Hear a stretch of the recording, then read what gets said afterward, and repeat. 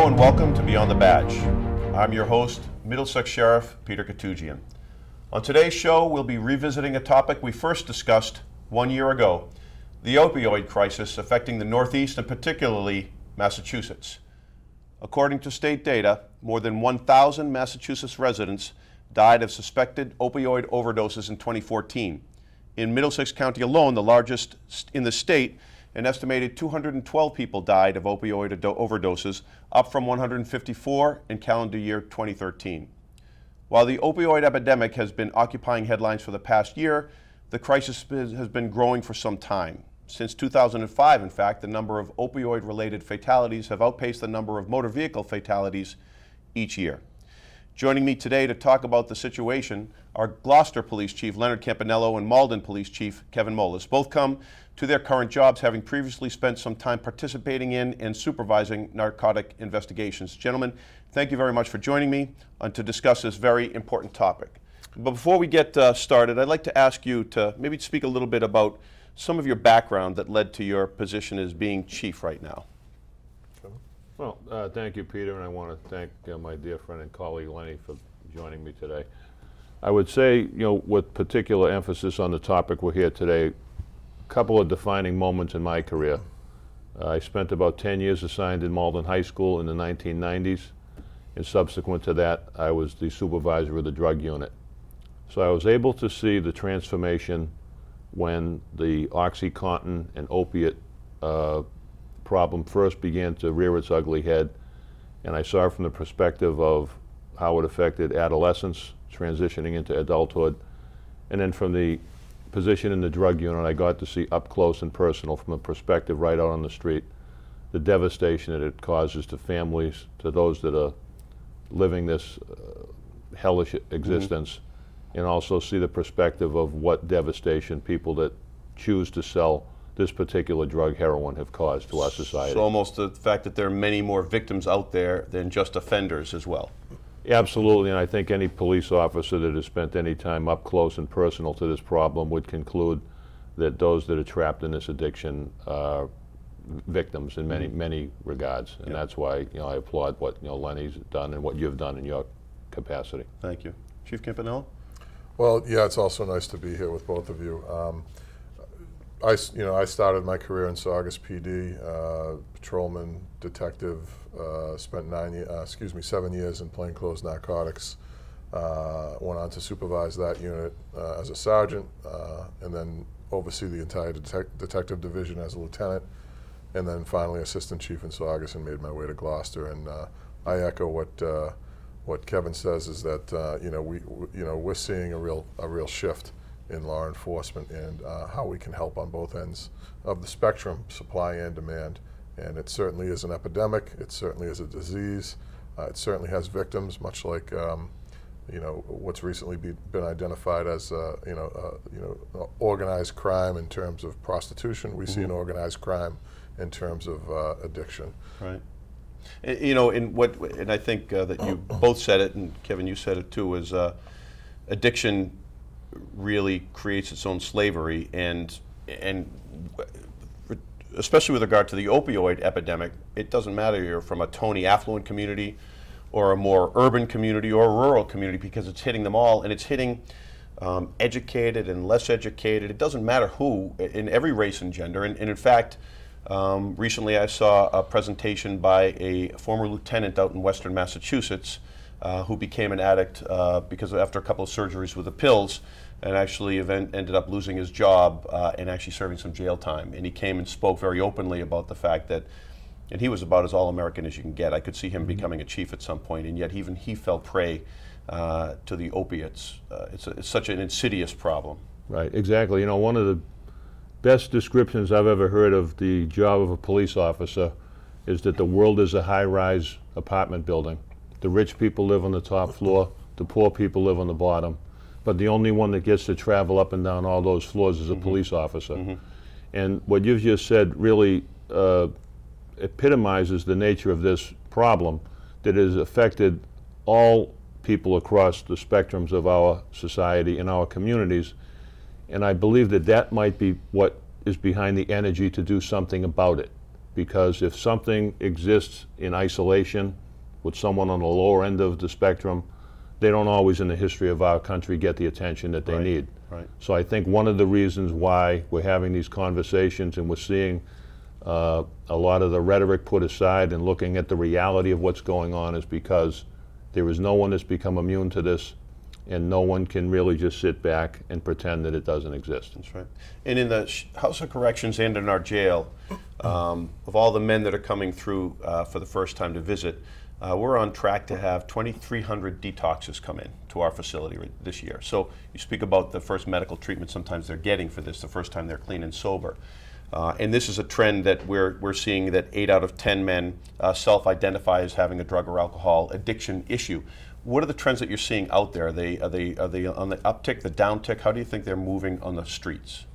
We know that a lot of our crime, I would say upwards in Gloucester, 70% of our crime has a nexus somewhere to drugs or alcohol. Yeah. And you know, I've said this numerous times, and it's provocative, but it's true, is that, you know, the historical war on drugs is over. We lost. You know, we're not going to win by arresting our way out of this. And you see from your end, Sheriff, is that, you know, the number of people that are coming into your facility, more and more so, are people that need to be detoxed.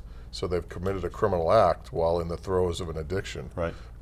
So, you know, there's got to be a more efficient and plausible way of doing things. And we think in law enforcement that we can be part of that solution, and we're seeing a trend towards that. And again, to echo the chief's statements, is that you know, it's the timing couldn't be better, because as far as legislation goes, it's no longer the guy under the bridge with a needle in his arm who nobody knows about, or, you know, nobody cares about. It may be the legislators next to a neighbor. It may be someone in their family. So we're getting the attention of a lot of entities involved. And our voice as lended to that conversation, I think it makes it that much stronger. That's right. Yeah. What do you think, Kevin? Yeah, I agree absolutely with what Lenny's saying, and anybody in our world would know the relationship between drugs and alcohol to crime is absolute. And when you look at property crimes, breaks into cars, breaks into houses, larceny, shoplifting, and even robbery, on many occasions the underlying component is that the offender is seeking to get revenue to support their habit. The insidious nature of heroin and opiates as we know it is that it's a 7-day-a-week drug. You don't use it recreationally when you're in this existence, into this hellish world. It's a 7-day thing that, you know, the economic side of it is that to support this habit, many people have to turn to crime. And it's actually in the interest of everyone, even the law-abiding citizen, to minimize these type of crimes that are fueled by drugs, to deal with this issue in a way that is to hopefully help someone get away from this thing that has transformed them. I know Lenny and you would also be able to echo heartbreaking stories of someone who stole their grandmother's wedding ring, or performed some act that caused them to believe that they weren't the person that they once were. Right. It totally changes a person's ability to you know, look at themselves in the mirror and see the person that they once were. Well, I know that the story that I have seen thousands of times over is the same story that you've seen, whether it's because you have a prescription drug, a drug that was prescribed to you for pain or for else otherwise, or someone sharing some of their pills, and you start using the prescription drugs, and you build up need for more and more. Eventually the prescription runs out, you're having to buy them off the street, it becomes too expensive, you begin to pilfer from your family. Eventually the family finds out, there's intervention. Maybe you lose your relationship with your family. Now you're actually committing real crimes in order to afford it. And eventually you can't keep up the level of the money for the pills. They always seem to do the very same thing that they said they would never do, which is to never go into heroin. And even when they do that, I will never inject heroin in my veins. And they always seem to do that. And it just seems the same story over and over and over again. I'm sure you've seen that so many times in your communities as well. Absolutely. I mean, and you hit the nail on the head. It's no one, I've never met a heroin addict who has ever told me that they intended on shooting intravenously into their veins. You know, and you know, it's scientific now. It's we're not relying on we're not pulling this out of thin air. We know that the medical institutions have gotten on board calling it a disease. It works physiologically on the body. We know that it starts with, a large percentage of the time it starts with a prescription medication, and a certain percentage of those people move on to illicit drugs and then on to heroin and then unfortunately death. And that is the progression of this disease, and it's like any other disease, it needs to be treated. And it seems to me that this would be a lot worse if it were not for treatments like Narcan actually right now, which I know has been infiltrating its way into the communities. Can you describe what Narcan does and perhaps the lives that it might be saving right now out there as well? It's an opiate blocker, and what it basically does, it's like Flonase for the Narcan. I mean, Flonase for the addict. It's a very simple drug that not only inhibits but completely eliminates the effects of heroin in the body as the user is dying from the drug. So if we have an unconscious person or someone who's even unresponsive, not breathing, we can insert this into their nostrils and spray a couple times, and the effects of the heroin gets wiped out. Their brain returns to normal for a short amount of time. That's the important part too, right? Why is that so important, Chief? Because you need to get medical attention afterwards. Right. Otherwise you don't just go home, No. or you don't go because now you're not high to go get high, because then what happens at that point? Right. Then you slip back into the high, and then you could relapse. Overdose right there. again, right? So, but it allows us as first responders to carry this life-saving drug and to reverse the effects. And now that it's been deregulated, it can be put in the hands of not only addicts but loved ones, family members who have to watch this terrible disease happen to their family member and be able to do something at least while they're trying to get out of this, as Kevin says, the hellish environment that they're in. How many police forces are actually carrying Narcan with them, or is it really just the other first responders? Well, I think a lot of police departments are starting to carry. It's just the affordability of the Narcan. It's not expensive, but it's not inexpensive if you need to staff up on it, right? There's a whole other argument. I mean, last year it was, I'll give you an example of Boston Police Department, who we sat down with a couple of weeks ago, and last year they were charging $17 a dose from their distributor. This year they're charging $37. Right. Why? Because it's being more widely distributed, more widely manufactured, and the price is driven up by supply and demand, which is an incredibly ridiculous notion that the price of a life-saving drug should go up for pure profit. Right. And we've seen that at the deregulation level, where if you have insurance, you're paying $3 a pop for Narcan. If you don't, you're paying $140. Right. Which is why, I think we'll talk about this later, some of the things we came up with in Gloucester to try to combat that. Yeah. That's pretty amazing. Now, both of you must, because I know you're both very progressive on the issue on opiates and the drugs in your communities. You're both very, very great police forces. You've been doing a lot of great work. How important is the support of the municipality behind you? Are you able to do it? Sometimes do you have to do it on your own? Do you need the support of the municipality? How does that work? Not maybe just even the elected officials and perhaps the mayor or town manager, but also the public. I would say from my perspective that one of the driving forces and momentum behind this, moving to address this issue, is the fact that so many lives have been affected by it, as we all said earlier. Within my own community, I'm very fortunate to have a mayor, a city council, and a variety of entities within the community who are all aware of this crisis and have all been touched by it in a way that has created a tremendous amount of energy to address it in a variety of innovative ways. I know what Lenny's done, and I think most police officers have always tried to employ what I guess I would call some compassionate discretion in what we do, and that is how we're able to separate a victim of this addiction rather than label them a criminal. And I think that's been a big help, that we have opened up the hearts and minds of many people to understanding what this has done to people rather than brand them in a certain way. But again, the help of town administration is vital to what we do, because it allows us to seek resources and to propose innovations that are outside the norm, because this is something that requires a variety of approaches, a variety of thought processes, and a variety of partners in this. So the collaboration is the key. No police officer is going to solve this, no sheriff's going to solve this. It involves anyone from the grassroots of the community, whether it be teachers or just someone who wants to help, or someone who's been torn by this themselves and wants to offer the perspective. Yeah, and I couldn't have said it better. I'll only add that in Gloucester we have a Mayor, Safathia Romeo Taken, who not only has, as a lot of people have been affected by this sort of thing, but has spent 18 years in the health services field and understands the problems that go along with that. So our administration has been fantastic. And ideas or progressions of the way we handle crimes versus treatments and things like that don't just come out of our own heads. You know, we reflect the very principles of policing, which is, you know, police are the people and the people are the police.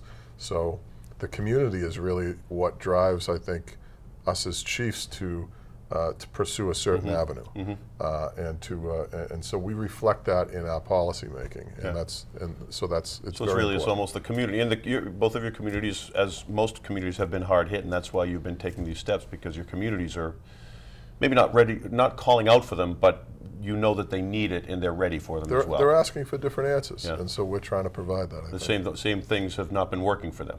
Exactly. Yeah. Now, we'll get into a little bit more of what you're doing, Chief Campanello, but I know this has to happen on many levels. What are some of those levels that you think this has to happen on? We've got the criminal justice model and the incarceration model. What are the other levels that we need to work on this? I think again, you need the community involved, the collaboration with the different health organizations, as Kevin said, you know, around the city need to all take a stake in this. At a level that's higher than us, you know, in particular the things we're doing in Gloucester is that we don't necessarily want to be involved in the larger conversations that are going on, but we find that the voice of law enforcement is a strong one at this point. And we need insurance companies to get involved. We need pharmaceuticals to start acting what they are, which is the Exxon Valdez. Yeah. You know, they created a big problem with the prescription painkillers. They need to clean it up, and not only do they need to clean it up, but they need to invest in every penguin that they sullied with oil, you know, or every person that they sullied with a drug, because it is a disease, and there can be a direct line from prescribed medication to a percentage of those people who start using illicit drugs, who go to heroin, and who die from it. So there are a lot of people who are invested in this and need to step up to the plate. I know we've only got a couple of moments left, but I know that you're doing something very, it's gaining nationwide attention. It's called the Gloucester Initiative. Could you tell us a little bit about that, Chief? Yeah, I'll just wrap a loop around what Kevin said, is that this is in no way, our initiative is in no way, you know, taking away from the work that needs to be done against drug dealers. We both did years of just that work, and I'm proud of the work we did. It's a needed work. We also think we can attack the demand side, and if we attack the demand side, it goes to Kevin's point that you take a customer away, or like you said, you don't want to use that word, but you take the customer away, they're going to lose money. You know, if we can't find all of them, we hope they go away. So we want to work on the demand side, and that's what the Gloucester Initiative is that we've made a policy in Gloucester that, and we're not saying that this works for every community. We know what works in Gloucester just because of listening to our community, as we said earlier, that we will not arrest a drug addict that comes to our station and asks for help. And we'll assign them a volunteer angel, we'll fast track them into treatment, and we'll get them a bed. How that's worked out is that we've had 22 in the program as of today, which is 22 days into the program, so one a day. We've found beds for everyone. The reason we've been able to do that is because the outpouring of support that we got from when we first announced this has partnered us up with not only facilities in Massachusetts, but facilities all over the country. In fact, 13 states, 22 facilities who've offered scholarship beds for this program. It's amazing. So there is no problem with a shortage of beds in Massachusetts or outside. The problem is the disconnect I talked to a doctor the other day from the Berkshires who said she's got plenty of detox beds but not enough long-term beds. Well, we have the opposite problem here in Eastern Massachusetts. We don't have enough detox beds, but we have plenty of treatment beds. And then you start getting into the insurance part of it. But we've put 22 into treatment with no charges. 22 people who are not doing heroin today. We think that's a success. The second part of that was the Narcan.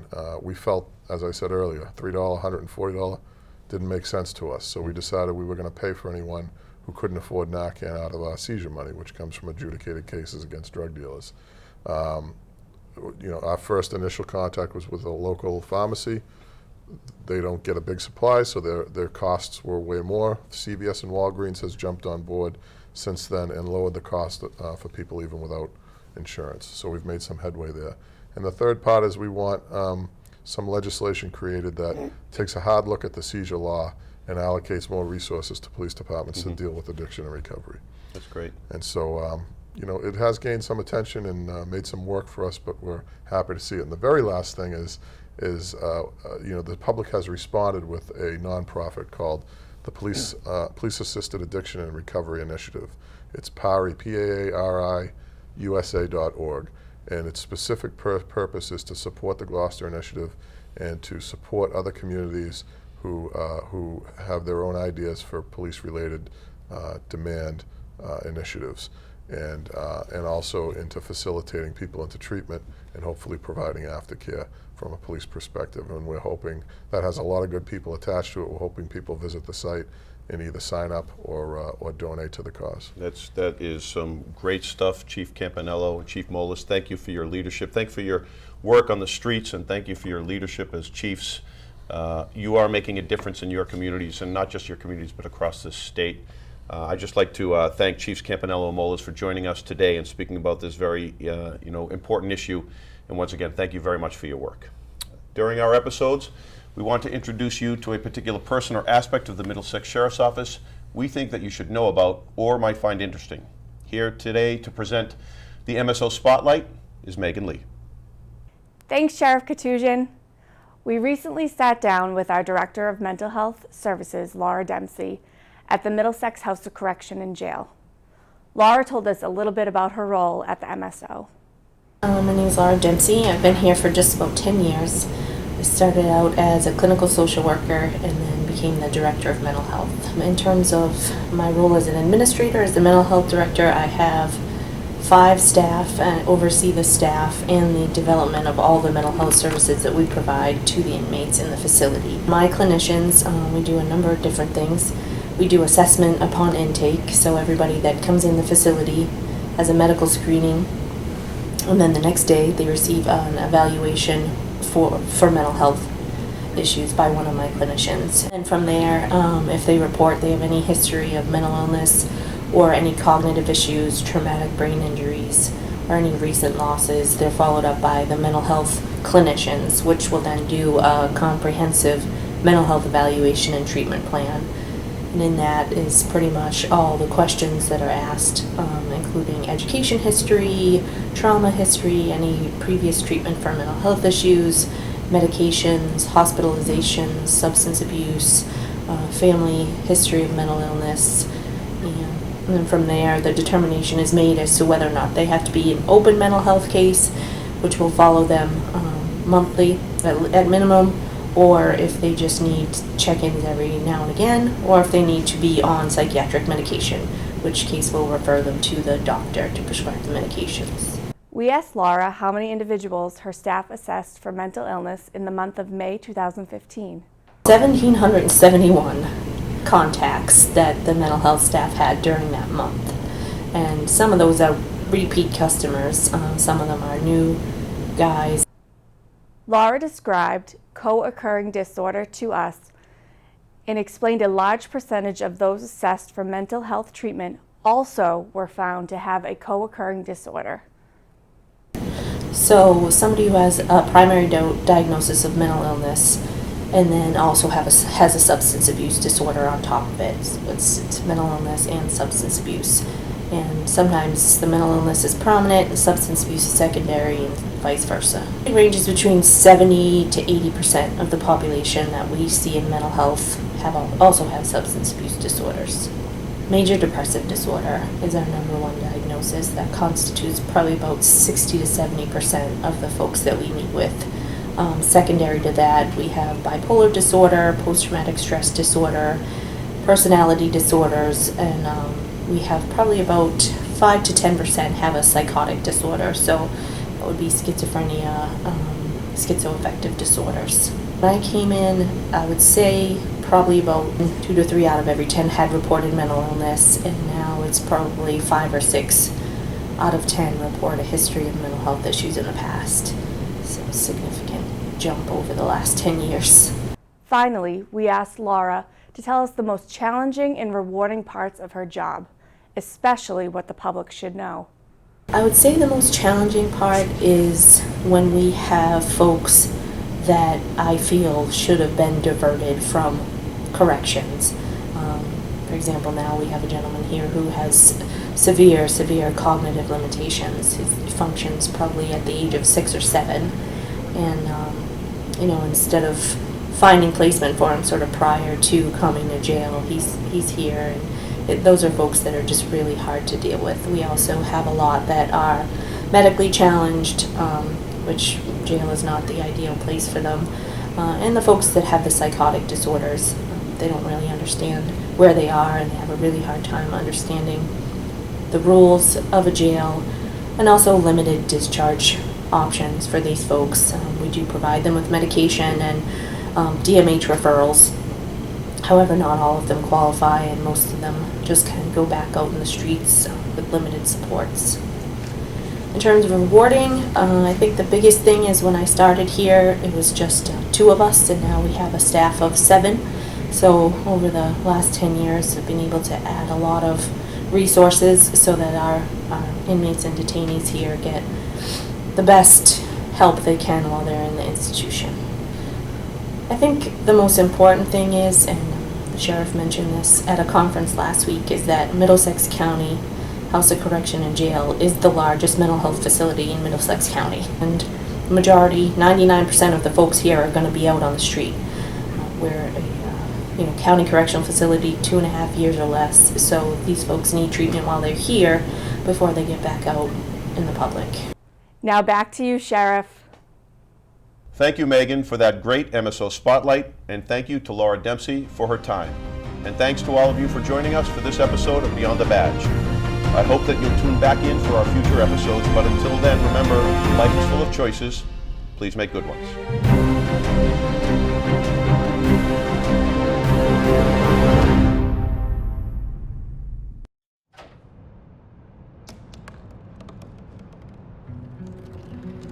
They said I couldn't dream. Called me a piece of trash and swore that's all I'd ever be.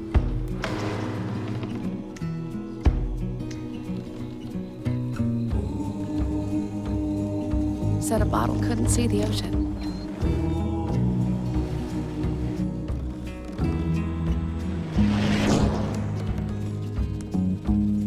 Give up. Go back to the dumpster. But I didn't listen. I made my way.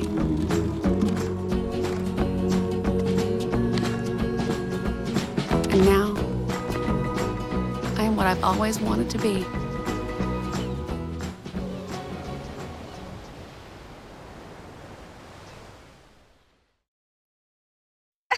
To Maddie, congrats on paying off all those student loans. Finally, right? How'd you manage that anyway? I started tracking my spending, changed a couple of habits. Wow, I'm kind of living paycheck to paycheck right now. I don't even know how I'm doing it. Well, have you tried saving a little?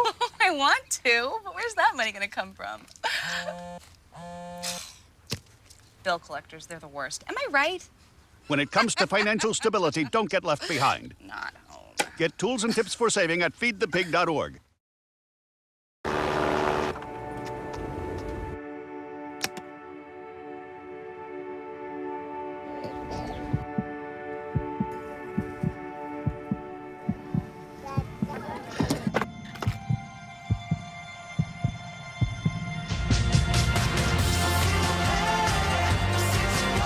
This song was created with heartbeats of children in need.